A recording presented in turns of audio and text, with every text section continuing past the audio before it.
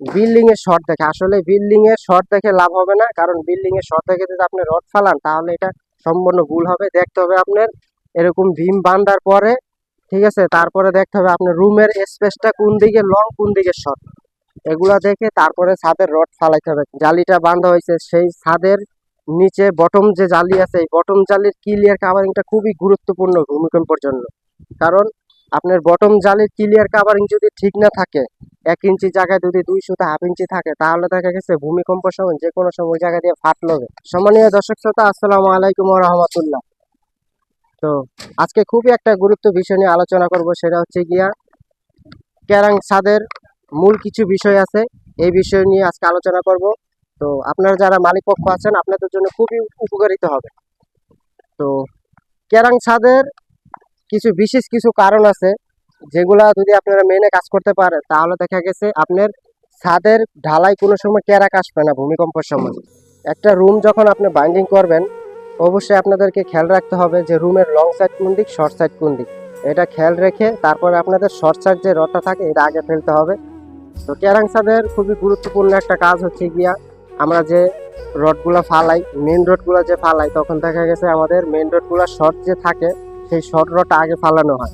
অনেকে আবার ভুল করে থাকে যে বিল্ডিং এর শর্ট দেখে, আসলে বিল্ডিং এর শর্ট দেখে লাভ হবে না, কারণ বিল্ডিং এর শর্ট দেখে যদি আপনি রড ফালান তাহলে এটা সম্পূর্ণ ভুল হবে। দেখতে হবে আপনার এরকম ভীম বাঁধার পরে, ঠিক আছে, তারপরে দেখতে হবে আপনার রুমের স্পেসটা কোন দিকে লং কোন দিকে শর্ট, এগুলা দেখে তারপরে ছাদের রড ফালাইতে হবে। কারণ শর্ট রডটা যদি আগে ফালান, আপনার শর্ট রডটা শক্তি বেশি রাখে।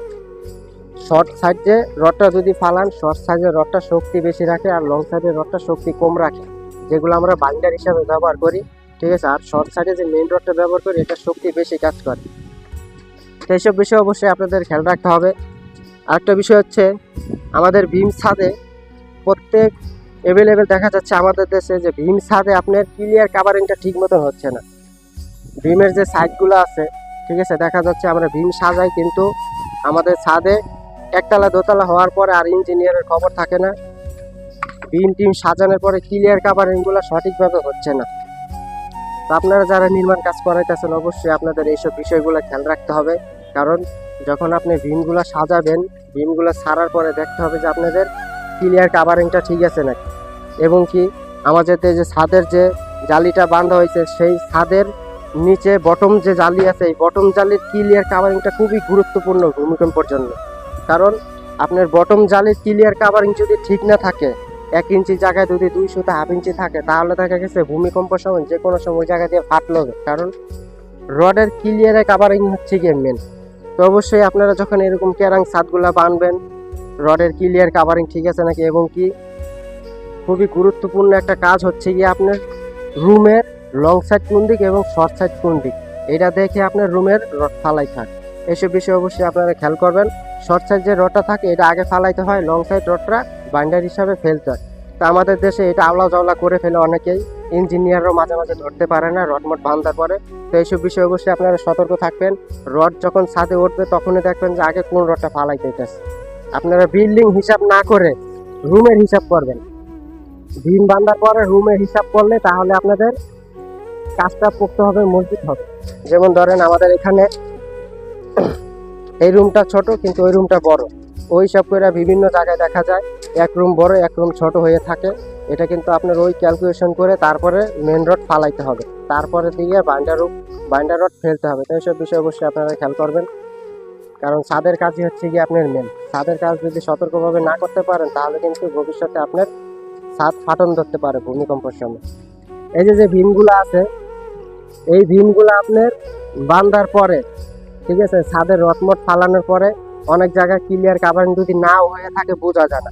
তো এগুলো অবশ্যই খেয়াল রাখতে হবে। ভীম বাঁধার পরে আপনার ক্লিয়ার কাভারিংটা ঠিক আছে নাকি, উপরে নিচে। কারণ যখন আপনি ভীম ছাদ নির্মাণ করবেন তখন সম্পূর্ণ লোড কিন্তু চলে আসে আপনার ভীমে। তো এই ভীমে যদি আপনাদের ক্লিয়ার কাভারিং ঠিক না থাকে তাহলে কিন্তু আপনাদের ছাদ মজবুত হবে না। কারণ ক্লিয়ার কাভারিং না থাকা অবস্থায় কি হবে, আপনার ভূমিকম্পের সময় যে কোনো সময় ঢালাই ওদিক দিয়ে ফাটন ধরতে পারে। তো এইসব বিষয় অবশ্যই খেয়াল করবেন। এবং কি ছাদের যে রড বাইন্ডিং করা হয় নিচে উপরে ক্লিয়ার কাভারিংটা খুবই গুরুত্বপূর্ণ একটা কাজ।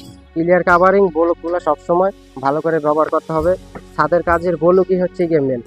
বলক যদি সঠিক নিয়মে ব্যবহার না করা হয়, তাহলে যদি আপনার ঢালাই কাস্টিং না পায়, তখন কিন্তু আপনার ভূমিকম্পের সময় ক্যারাক চলে আসবে অটোমেটিক। তো এইসব বিষয় অবশ্যই আপনারা খেয়াল করবেন। ক্যারাং ছাদের কিছু গুরুত্বপূর্ণ কাজ হচ্ছে, এগুলো হচ্ছে গিয়ে খুবই মারাত্মক বিষয়। কারণ এদিক থেকে ওদিক হলেই ঠিক আছে ভূমিকম্পের সময় আপনার ঢালাই ফাটন ধরতে পারে।